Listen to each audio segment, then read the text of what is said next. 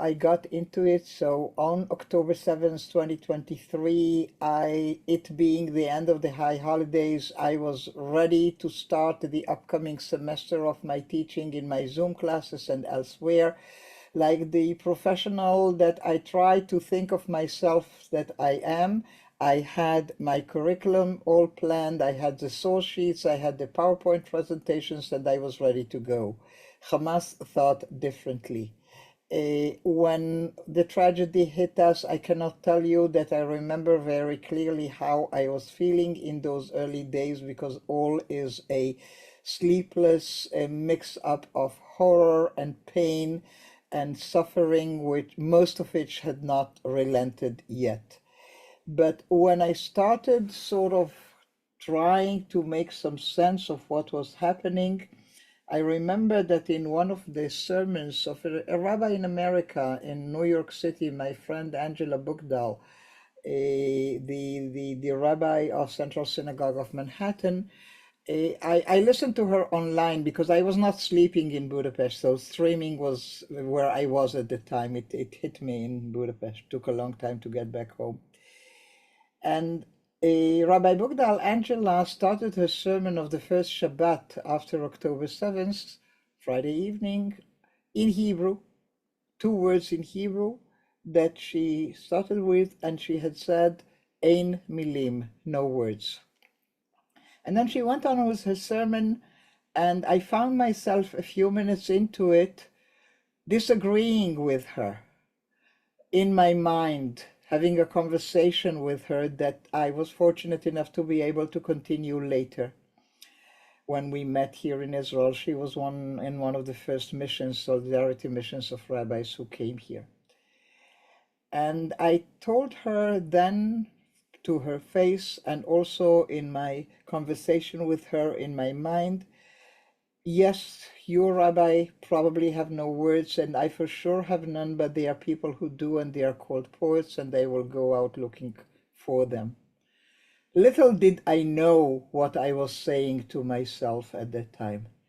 I had no idea if indeed there will be poetry, how much of it, what kind of value and level, but I started collecting, mainly on the digital media. I don't need to tell you that this poetry that I had found in those days and still finding every single day since is written in Hebrew. So for me to be able to bring it to these classes, I needed people to translate, and one of them is sitting here with you, so I'd like you to recognize Heather Silverman from Palo Alto, who is one of a group of 3, Michael Bonin from Boston and myself in Yafo, and Heather, who are working really sometimes at the speed that no translator had to work before, because we want to bring you the honest, immediate, intimate voices. So thank you, Heather, for your work and for letting me the privilege of being part of this team. Most of the poems that we are reading today were translated by Heather, Michael, and myself. While the time goes by since Simchat Torah to our very days, I could start seeing venues. I could start seeing trends. Certain poems fell into a certain grouping and the others into other groupings. And one of the things, I cannot say that I was pleased, but reassured in seeing, was that which I always teach about, and I see here friends like Charlie Savener and Ari himself and other people who have attended my poetry sessions, and you know how oftentimes I teach about biblical motifs in Israeli literature, right? And the fact that a contemporary Israeli poet, and by contemporary I could now be talking about Natan Alterman, who is long dead, or a poet that is 30 years old and still alive and kicking and posting his poetry on Facebook or whatever, is that being in an intimate conversation with sacred text is something that comes natural to us. And people living outside of Israel may think that this has something to do with your level of religiosity, and it does not. especially when it comes to biblical motifs, to Tanakh. Because Israelis study Tanakh in our public schools. You don't have to be an observant Jew, either Orthodox or conservative or Reform or anything else. You just study it as history, as poetry, as our sources. And therefore, using biblical metaphors, therefore being in conversation with biblical texts and later Mishnah and Gemara and prayer and so on is I would say, is the backbone of Hebrew poetry. And I was pleased and reassured to notice from day one of the new poetry written since October 7th that it continues it the same. So for our session here, I have sort of cherry-picked from the different many sessions that I have given since. I cannot count the number of sessions of these poems that I have given since. I have cherry-picked a few for you that are indeed all belonging to that group that I call Poetry in the Wake of October 7th in Conversation with Sacred Texts. So let me share with you what I have in the source sheets that have been sent to you, and I know that Ari is now placing on the chat for you to reach in PDF. And we will look at what I'm offering, and you will see that we have here some 9 poems, I think, and I want to reassure you of a couple of things. A, we will never do all of them in 1 hour. We will not do all of them in 1 hour because I don't want to rush. I'm not in the business of checking off, of covering stuff. I'm rather in the business of uncovering, of so slowly, peeling off layers so you can come into this deep conversation.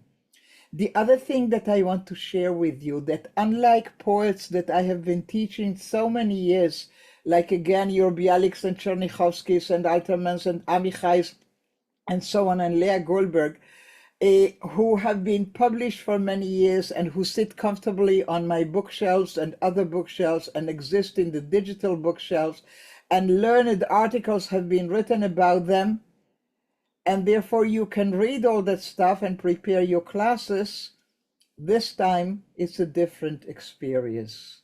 How I wish I could have this experience with the older poets. How I wish I could have a conversation with Leah Goldberg. But I cannot. She died in 1970. But these poets, who are not yet published and sitting on my bookshelves, about whom learned articles and PhD dissertations have not yet been written, they have an amazing quality to them that did not exist in all the others. They are alive. They are young and alive and accessible, and you can reach them through the digital media, and you can talk to them because they will answer your messages, and you can invite them into your classes, and you can get to know them personally. And indeed, I'm just looking through the list, and I have spoken to every single one of the poets that are on our list today, and some of whom we will try to access together. So true to the promise, poems in the wake of October 7th in conversation with sacred text, we start where sacred text starts, with Tzur Gweta at the very beginning of our joint story, joint bookshelf, and that is Bereshit, Genesis. I'd like, for first of all, Tzur Gweta is the youngest of all the poets that I have been teaching so far in this collection, and therefore a very fresh voice. And I'd like to read the Hebrew for you first, then the English, and then we'll talk a little about it. So, Choshech al pnei tehom, or darkness over the surface of the abyss. המורה מיכל שאלה אותנו, מי כאן יודע לומר לי מה פירוש הפסוק, והארץ הייתה תוהו ובוהו וחושך על פני תהום? כל השנים האלה מאז ועד היום הדהדה אותה שאלה בתוכי, הדהדו בי עיני המורה המחפשות אצבע מונפת, הדהדה בי אותה השתיקה הגורפת. ב7 באוקטובר הדהד צלצול הטלפון בביתה הדומם של המורה מיכל. זה אני, אמרתי, הנה התוהו ובוהו, הנה החושך, הנה התהום, שלום. Darkness over the surface of the abyss by Tzorgueta. My teacher Michal once asked, who can tell me the meaning of the verse, the earth was a chaos and confusion, with darkness over the surface of the abyss? All these years since then, to this very day, that question had echoed within me. The teacher's eyes, as she was looking for a raised hand, echoed in me. That all-encompassing silence echoed in me. So I'll do the last one, but just a minute. First of all, we need to be attentive to whose voice we are hearing. We are hearing a poetic narrator, probably the poet himself, but it's never one-to-one exactly the poet. It's not Tzorgueta, it's the poet, the poetic voice here. And he recalls a memory from his childhood. So you will not see something as in adult language, Mrs. So-and-so, the Bible teacher in my school. No, this is a child reminiscing. My teacher Michal, which is how you address your teacher when you are in Israel, once asked us, he remembers something happened in class, and then suddenly the voice changes, and we do not hear the student or the adult one remembering himself as a student, we hear the teacher. He echoes the teacher, maybe a little bit imitating her, maybe even a little bit making fun of her, as kids would do. Who can tell me the meaning of the verse? And then a simple quote from Genesis, the earth was a chaos and confusion, with darkness over the surface of the abyss. So look what you have in this first verse. Two of the lines are pure biblical quotes. And the first two, one is the voice of the poet, and the other is the voice of the teacher he is echoing. And now he wants to go into the experience. The teacher had asked a question of kids. Now, do you realize how problematic this is? Because do you know when Israeli kids study this for the first time? They are in 2nd grade. We start studying Torah with the biblical Hebrew in 2nd grade. So what exact level of understanding is expected? Who can tell me? What is the teacher expecting? And indeed they cannot. They are 7 years old. All these years since then to this very day, that question had echoed within me. The teacher's eyes, as she was looking for a raised hand, echoed in me. Eyes, by the way, do not echo. There is a symbolic meaning here. That all-encompassing silence echoed in me. Just think as a translator, how our amazing translator had managed to recreate the Hebrew hidheda, hidhedu, 3 times. Echoed, echoed, echoed. So here is that experience from the past. The teacher was helpless. She asked a question. No answer came. What did she want from us? We didn't get it. Fast forward. I'm an adult now. Something had happened. It's a divide line. It's a watershed event that has life as before and life after. On October 7th, the ringing telephone echoed in the silent home of my teacher, Michal. It's me, I said. Now he's imitating his own voice, speaking on the phone that was not picked up. Here is your chaos and confusion. Here is your darkness. Here is your abyss. Goodbye.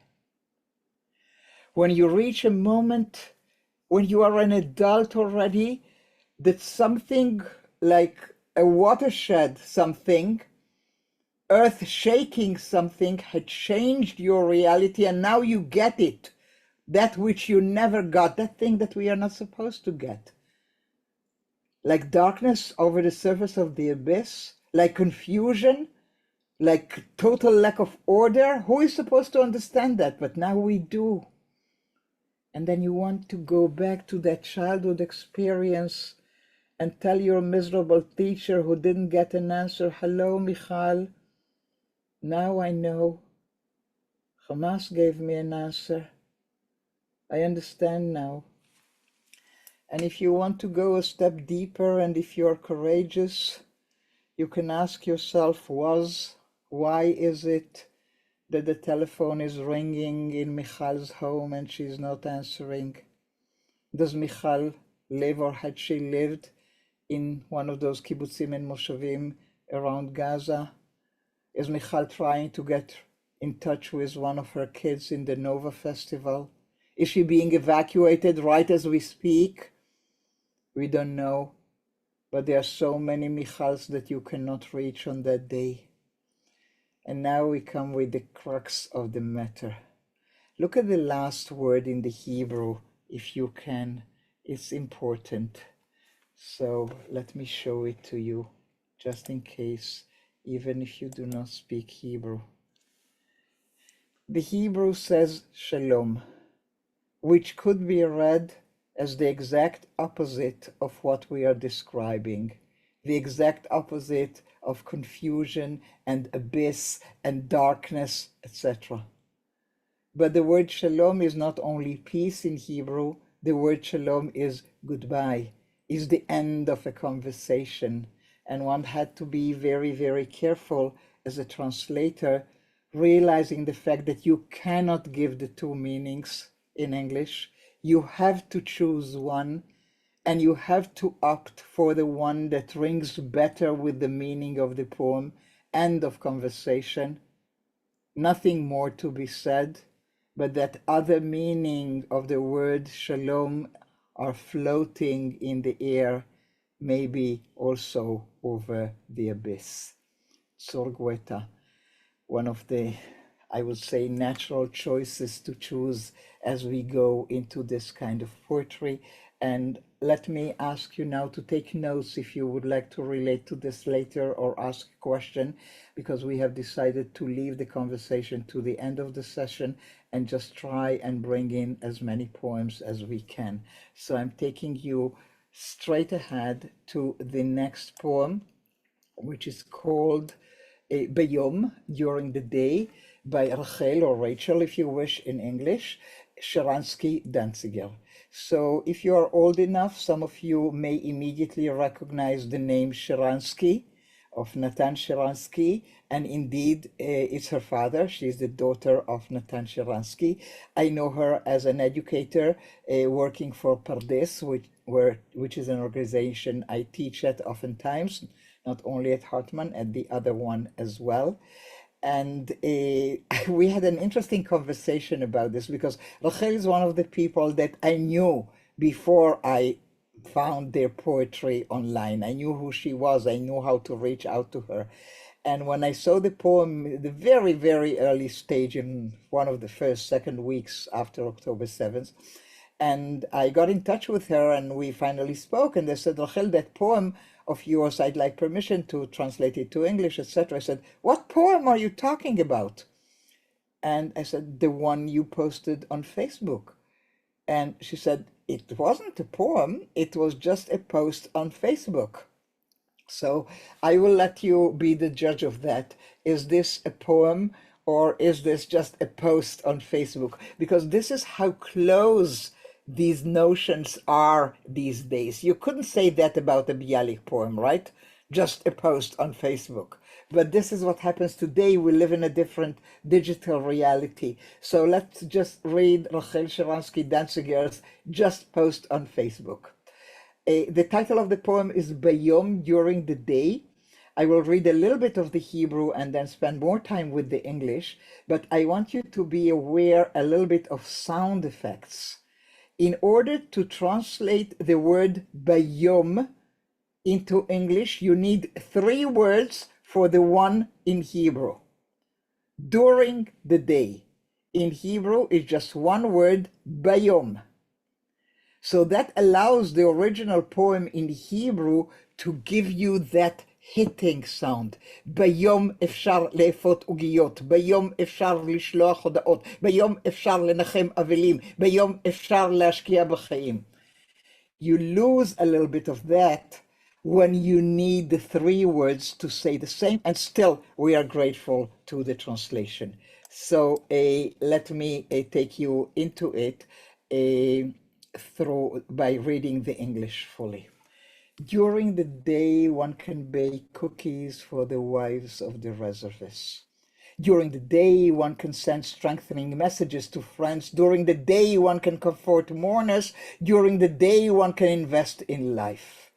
So even in these short 4 lines of the Facebook post that Rachel had created here, you can get a sense of the frenzy of our daytime. You are so anxious and so fearful and so concerned and so worried about the hostages, about kids in the military, about the evacuated, etc., that you try to survive by constantly being busy, doing stuff, baking, cooking, sending, going, coming, comforting, etc. You can do that during the day. And then comes the turning point of the poem. But at night. And I'd like to explain to you why I placed this poem immediately after the previous one, the Tzur Gueta one, because after God separates between the water above and the water below, etc., between the abyss and so on, the next separation he does is between day and night. And therefore it was natural to move, but there are other biblical allusions. So during the day, there is this frenzy, do, don't stop doing, don't stop thinking. But every day has to end with a night. And therefore we have this but word there. But at night, what happens at night? There is no way to silence the dead. I lie down and my heart is awake. Now think for a moment. There are 2 important things here. You tend to be lulled into forgetfulness. You tend to believe her that at night there is no way to silence the dead. Hello, you are logical people. You know that one of the major quality of the dead is that they are silent. And yet in this poem they are not. They are silent probably during the day. Maybe this is why you keep so busy.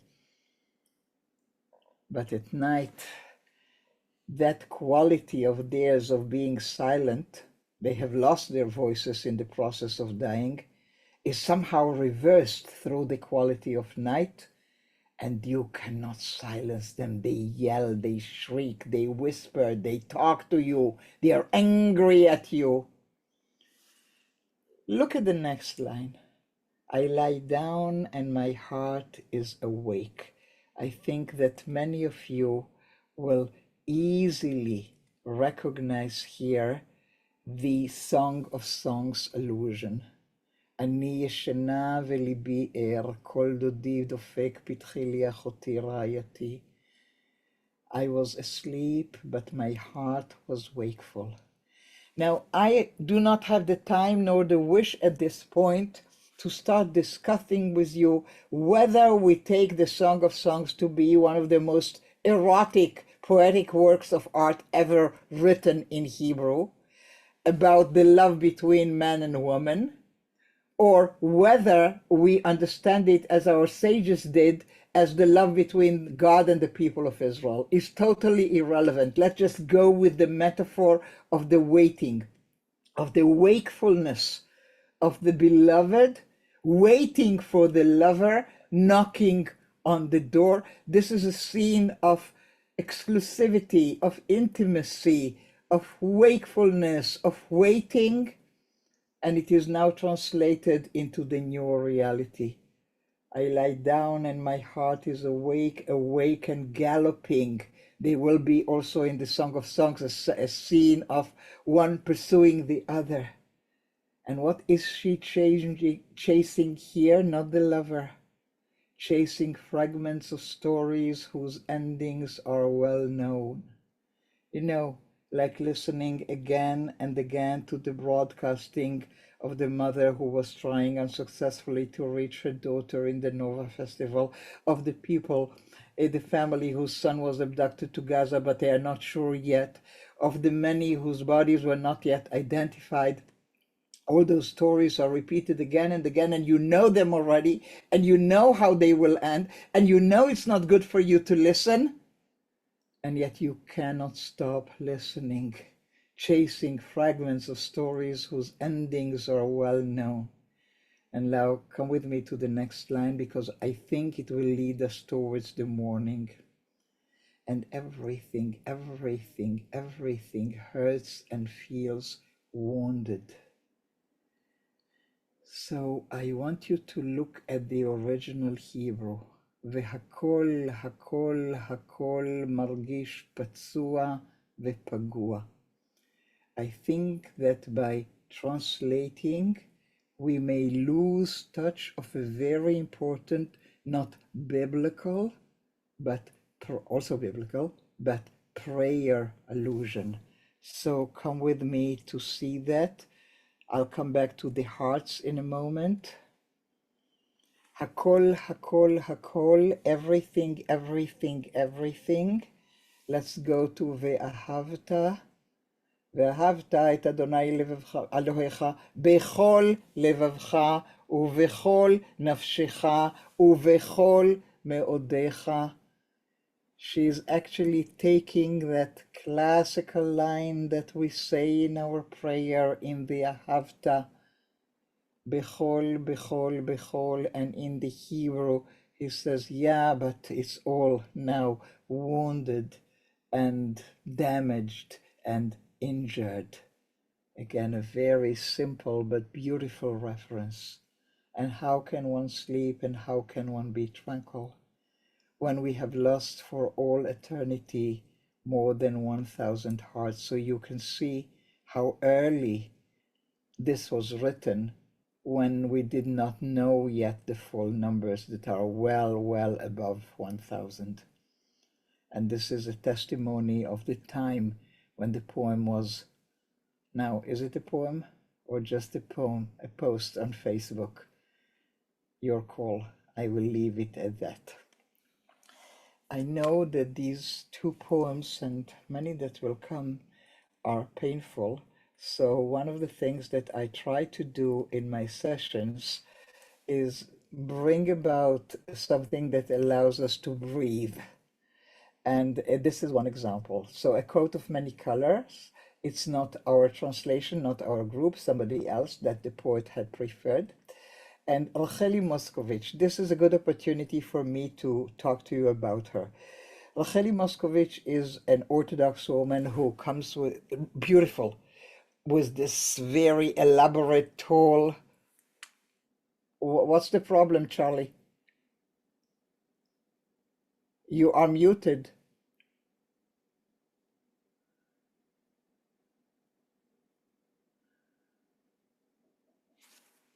With the last poem, can we go back one thing? I think we can. We just did. So the coal is actually equally, not equally, even more painful if you just go back there, because of the three coals that the forefathers mentioned. Right? It's not only the Shema, right? I mean, it's not only the V'ahavta, but it's the three times where there's this sense of what do you call it? Blessing that we have in the Bible. We also say it in the Birkat Hamazon. So this line is even more painful because it's not everything, everything, everything. It's all the blessings that we thought that we had, that are part of our tradition, are really torpedoed at this moment. Thank you so much for that. And maybe we can somehow add a footnote, or can you send me a quote to include in my teaching in the future, Charlie? Can you do that for me? Okay, thank you. Because it's exactly what I said earlier. We don't have the abundance of literature that was written by sages before us. We are creating the stuff as we go. So every single remark like yours is extremely helpful and builds up this body of new knowledge that we are creating together. So to Daraba, and I trust Heather also took note, and maybe we'll go back and look at the translation and see if anything can be done. And let me thank you for stopping us like this. It was very good. And because it's your Ari, of course, allowed it, which makes it even better. And let's go to Racheli Moscovich. So a woman, a beautiful woman, with a very elaborate, tall, high head cover, as a Orthodox women nowadays oftentimes have. She lives in the Jordan Valley. She is a producer of theater, a director of theater. She is involved in, I have no idea how many projects of creating art and culture, mainly for women in the Orthodox world. But also on Facebook, she runs this a prayer thing for the prayers for healing, that she has a list of all the soldiers and the wounded people who need the prayers said with the names of their mothers, etc. And then as they heal and get out of emergency, she takes them off the list and she adds new ones. She's busy in that all the time. She writes poetry as well. This poem at a certain point became viral, so maybe some of you have seen it. Let us read it, and then I will add a story that she told me about how it came into being. I don't think that you need any complicated Rachel Korazim Drash to explain to you the biblical reference. It's the special robe that Jacob had prepared for his favorite son, and that the brothers have envied, and therefore the whole story of almost killing him, selling him down to slavery to Egypt. You have been there, read it, know it. Now comes a new poem that speaks to our contemporary reality. Hebrew first, a little bit. So, כתונת הפסים, רחלי מושקוביץ. בני חזר מהמערכה ותרמילו מתפקע מכל מה שלא אני ארזתי לו. גרביים שתרמה קהילה מארגנטינה, שמיכה משובצת בריח בית אחר, מגבת כחולה ממשפחה מהמושב, ציצית מירושלים. A coat of many colors by Racheli Moscovitz, translated by Chavi Swidler Eisenberg. My son returned from battle, his duffel bursting with things that I had not packed for him.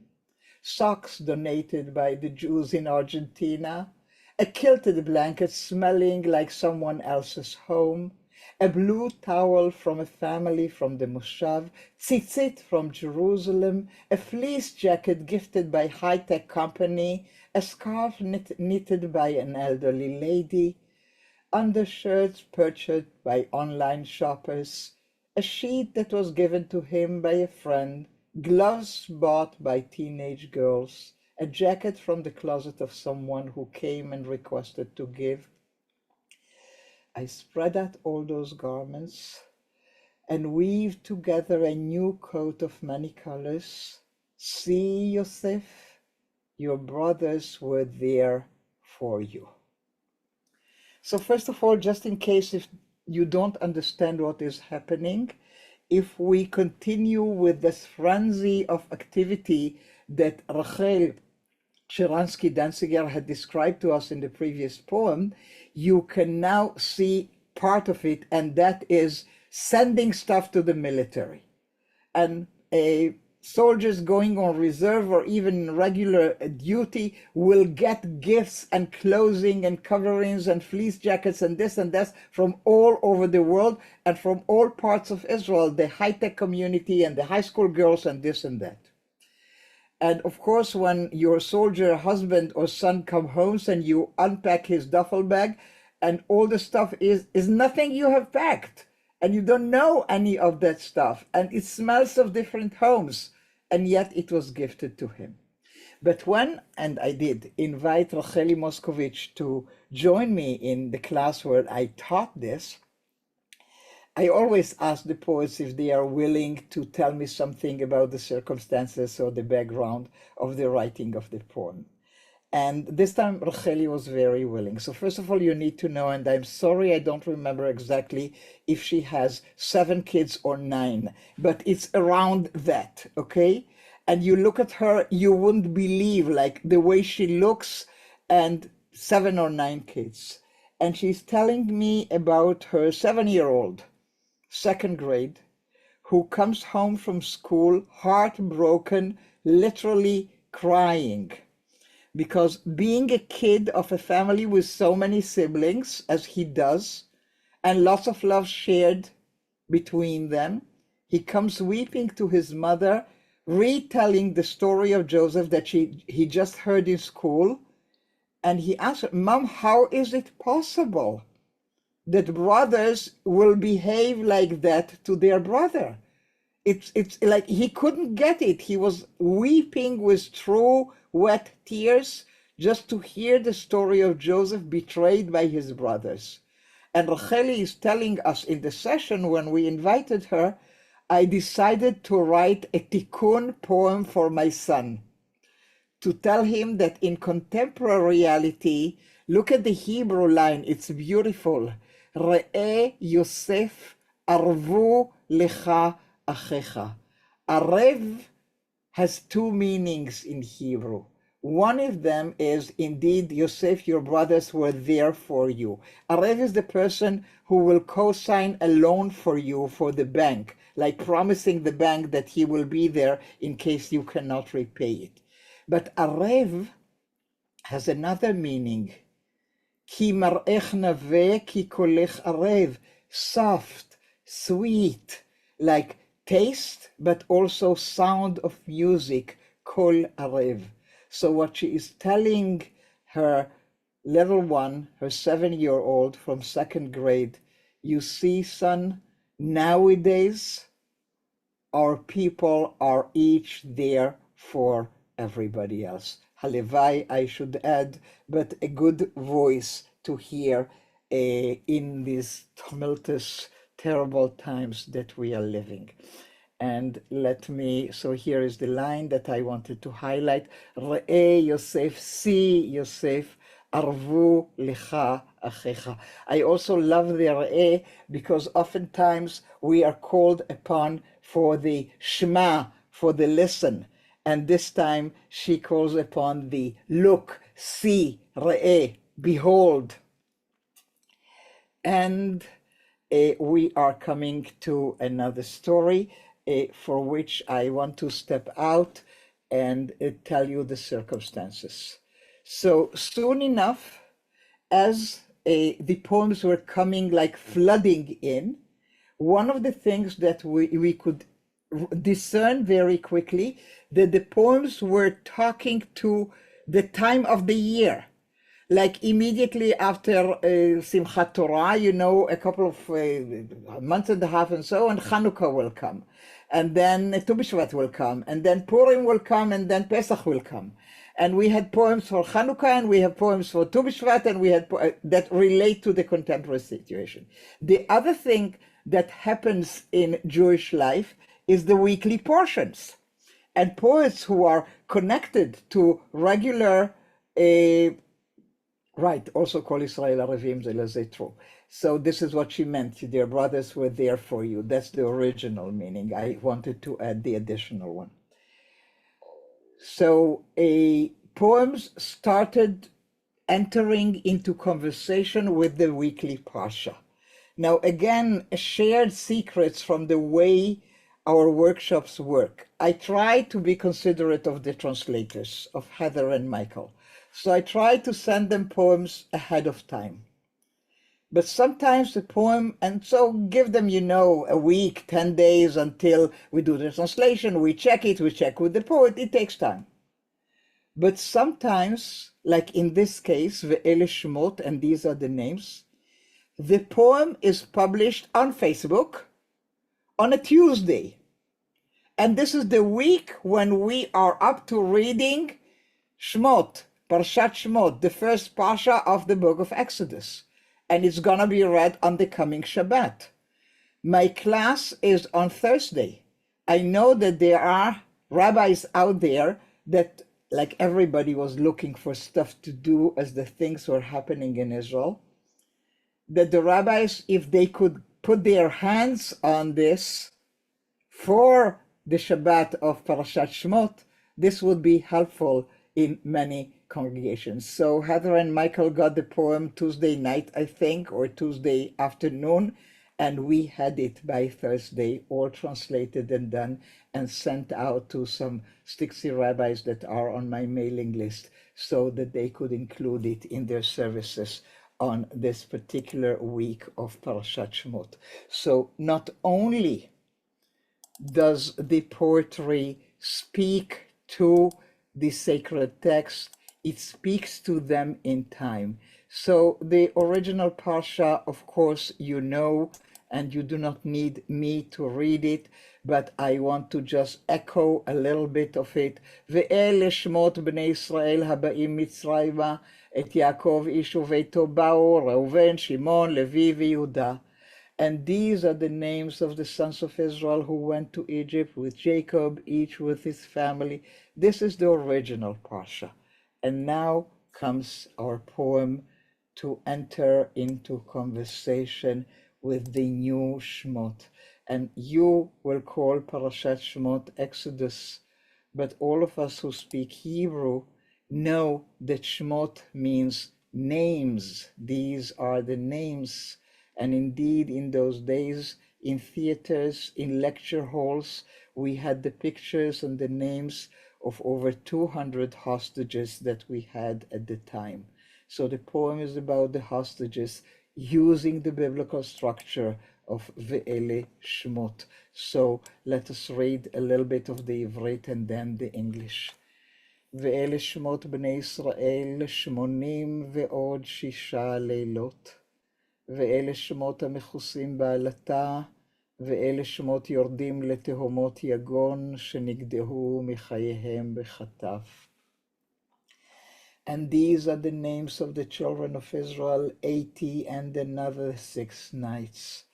So you ought to stop here and remember and know exactly and put your finger on the date that on the days preceding the reading of Parshat Shmot this year, it was the 86th night of captivity, and while we are talking on Tisha B'Av, it's 312. And 115 are still there. And these are the names of those covered by darkness. And these are the names of those descending to the abyss of grief, whose lives were abducted and cut from their life. And they are names of the children of Israel whose cry rises from the depth of the tunnels of darkness, and there is no angel nor seraph to save them, not even a single expression of deliverance. So let us go back to our book to better understand this. When in Torah it says, "And I will pass through the land of Egypt, I, not an angel, and I will smite every firstborn, I, not a seraph, and with all the gods of Egypt I will make judgment." Okay, so this you can see is a reference back in the story that we read at the Passover Haggadah. The promise is that God himself will come, he and not a seraph, he and not an angel. And the poet here is saying, and there's no angel, no seraph. So, okay, if God is not coming, could he at least send an angel? Could he at least send a seraph? None, nothing. And then the next line is even more painful. Not even one single expression of deliverance. Rashi is talking about Shmot, the chapter 6, And there are four different terms used by God in describing the deliverance from Egypt. For it states, and I will bring forth, and I shall deliver, and I shall redeem, and I shall take out. And the poet is saying, not even a single expression of deliverance. There were four in Torah. Can we have at least one, says the poet? No, not even in Aflo Lashon Achat. And then the conclusion. But there is hope. With trembling wings, with the power to break out of the straits and call them by their names, we come back again to a conversation with text and draw them out to bring them back to the land of the living. A quote, of course, telling the story of Moses. When the child grew up, she brought him to Pharaoh's daughter, who made her his son. She named him Moses, explaining, I drew him out of the water. And if you are a Hebrew speaker, you would know that the name Moses in the original Hebrew, Moshe, comes from the verb limshot, to draw out of the water. So the question, of course, that arises as we read Yael Lifshitz's poem, and she uses the quote from Exodus 1, and these are the names of the children in Israel as the motto of her poem, is the question, where's God? Where's the angel? Where's the seraph? Where are the modes of deliverance that Rashi explains so well? Where's the story of drawing them out of water? Nothing is happening anymore. Not even one of these examples. So I think, since I want to give you some time for conversation, I'm going to skip some of what I have here, which is a lot, and go with you to one poem that I think is extremely important here, and with that I will conclude my part and leave you the rest. Cleared for publication. Let me tell you that we have at least 3 poems with the titles similar to that, cleared for publication, not yet cleared for publication, etc. This is a play on terms between two conflicting notions. One of them is the highest mitzvah around Hanukkah, where you have the commandments, Pirsuma de Nisa, the advertising, the publicizing of the miracle, right? You have to place your Chanukiah on the windowsill so that everybody knows about the miracle. On the other hand, the expression cleared for publication on Israeli media are the words that the announcers use before they recite the names of the soldiers who had fallen the previous day or the previous night.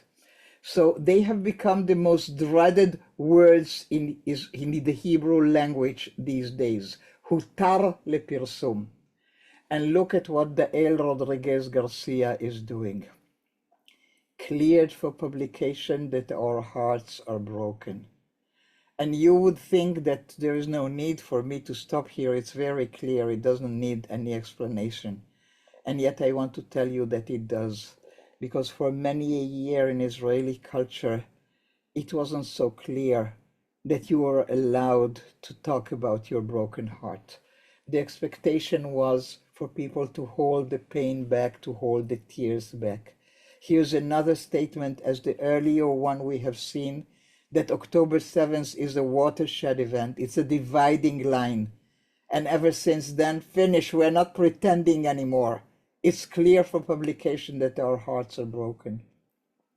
And in hidden places, in empty rooms, thousands of sobs are choking silently.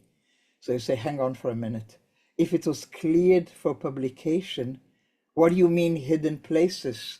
If it's now okay and in the open to speak about this stuff, how is it possible that we need still to speak about hidden places?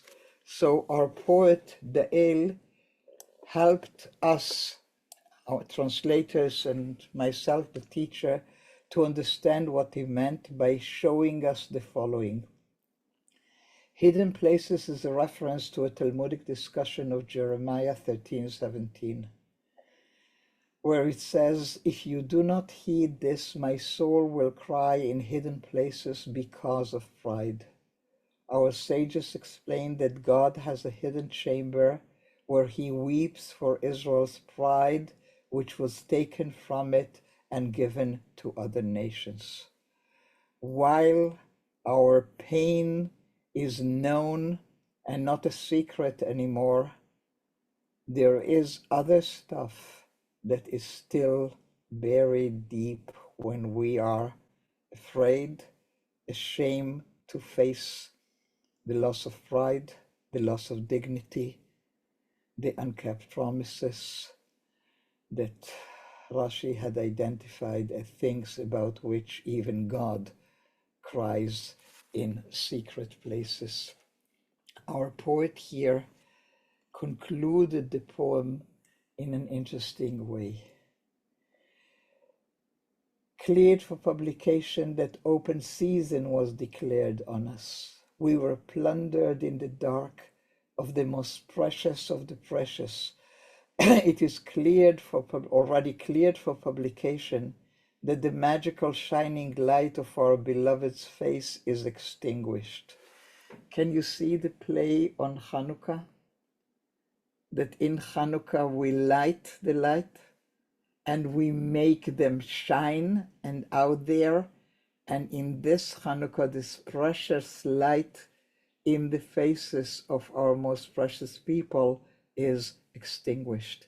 And I wanted to give you this picture, which is a combination of 4 screenshots of my own television screen in the days of the heavy fighting. And you understand that once you get these pictures on the screen, that means that they are gone. You wouldn't see their pictures had they been alive. And this is day after day after day in those early months. So it's clear for publication that the magical shining light of our beloved's face is extinguished. However, beneath the same soil, a stubborn plant is sprouting, sending roots without end, tightly grasped with love. I was at the beginning a little bit upset with the El for writing these last lines, sort of a little bit angry with him for rushing to consolation, sort of wanting to tell him, hold back, Dale, don't rush, let us mourn, let us hold the pain for a bit. But by the time we went through the translations and the quotes and everything, and the poem was written around Hanukkah, I showed you why. Time went by, and by the time I was ready to teach this, Tu B'Shvat came around. And you could see on Tu B'Shvat that hundreds of people went out to the site of the Nova Festival and to the site of Be'eri and the Kibbutzim and started planting trees. So I think the El might have had that in mind, knowing that with time, planting and growing will come, even when it was still hard for me to accept.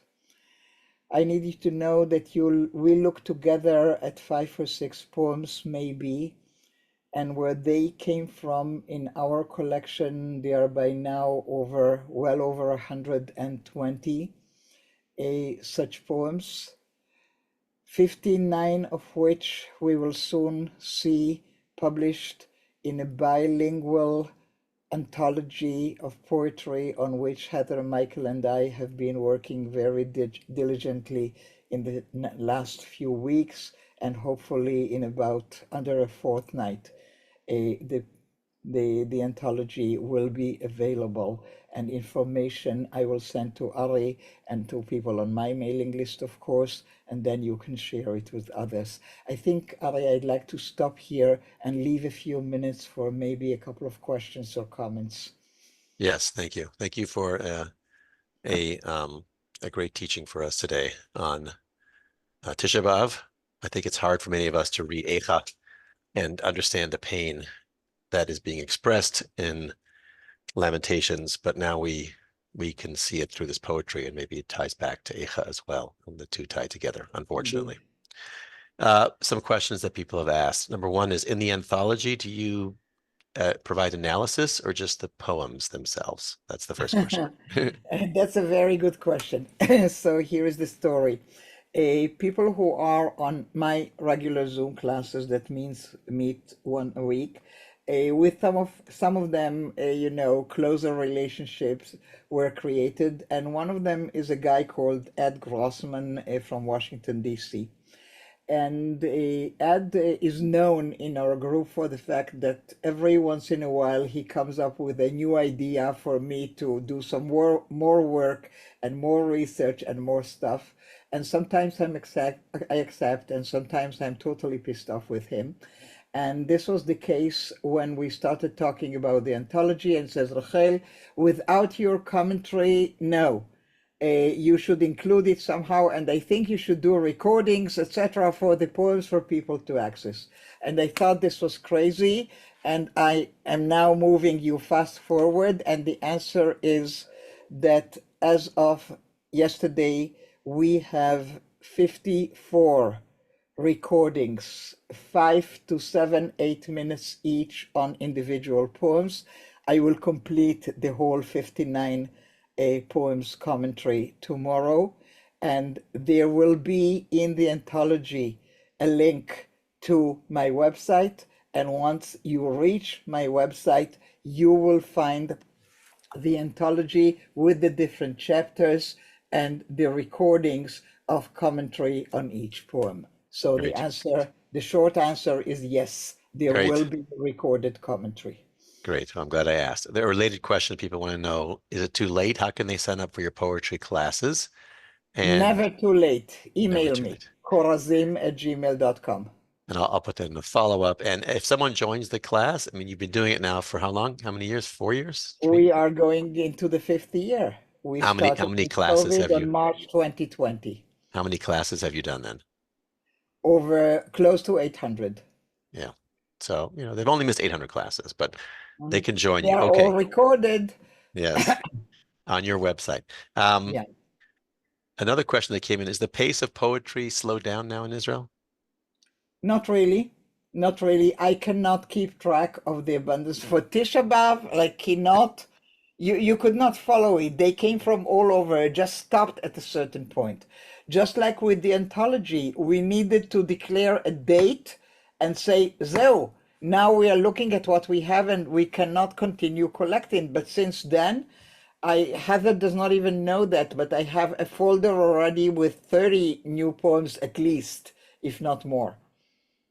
And are these only Israeli poets? Like if Charlie wrote a poem, could he be included, or is it I only do Israel? Hebrew poetry, but Well, he writes in Hebrew. Okay, but I haven't done poetry. One exception in the anthology is a poem by Rachel Goldberg Polin, the mother of Hirsch, the hostage who wrote One Tiny Seed. She wrote it in English and provided the translation into Hebrew, and that's the only exception in the book so far. I can tell you, but it does not yet exist, but I have started and I have some results now to look at poetry written by Arab Israeli poets and to look at poetry that they are getting from Gaza, but that will take some time. Are you going to put together a collection that we can use for Rosh Hashanah and Yom Kippur, like you did for Tisha For B'Av? Tisha B'Av, I will have the anthology for Rosh Hashanah and Yom Kippur. Okay. That should do it. That should do it. Yeah, we're over time, so like one or two last questions. Someone asked, were there more women than men or men than women who wrote poems? Or what's the ratio? What do you think, Heather? Should we unmute Heather? Hold on, I gotta find Heather then. I've got to find Heather to unmute her. Hold on. Where is Heather based, by the way? Is she the one in Northern California? Palo Alto. Okay, Heather, there you go. She's the one that knows your parents. Oh, yes. Yes. Yeah, I think it was pretty equal.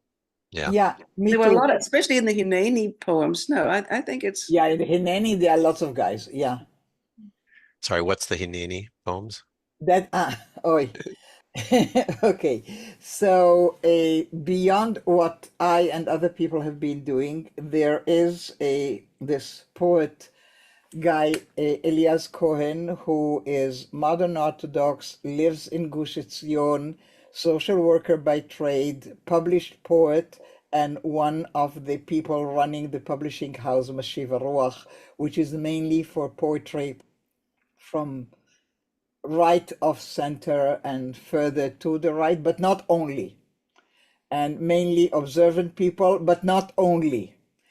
And he, during the time since between Simchat Torah and a little bit after Pesach, worked in conjunction with the Education and Youth Corps of the IDF to allow people who came out of Gaza, reservists, etc., who wanted to participate in creative writing. And they have created 9 collections called Hineni. And when they were published and made public, a few weeks ago, an article in Haaretz was very critical of that collection. It's too right-wing, it's too nationalistic, it's too militaristic, it's too this and that. And since people in my Zoom classes know Elias, and since people in my Zoom classes also read Haaretz, one of them wrote to me, Rachel, what do you think? We know Elias, we love him, etc. So my reaction was twofold or threefold. First, I said, let me see. And I got Elias to send me digital copies of all the 9 brochures. I read all of them more than once. And I discovered that, yes, it included right-wing poetry. So what? It also included left-wing poetry. It included a poetry that spoke for the importance of fighting and vengeance, etc. It also included poetry about the pain of loss of one single soldier in the hands of a paramedic, okay? It includes poetry about caretakers like psychologists, etc., who have to deal with victims and so on. So in consultation with Michael and Heather, I sent you how many? Some 30 poems or such? I think well over 20. And Yeah. the 4 sessions, yeah. And the 4 sessions that we have in September, the Elul sessions, which are the times of Slichot, getting ready for the high holidays, we are going to have 4 sessions dedicated to a large variety of poems collected from the Hineni publication. And in 2 of the 4 sessions, Elias, the editor, will be there with us to discuss it. So this is the Hineni sessions. They are coming up in September.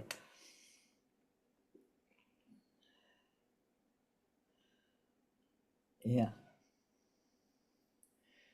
Okay, anything else, Ari? You're muted now.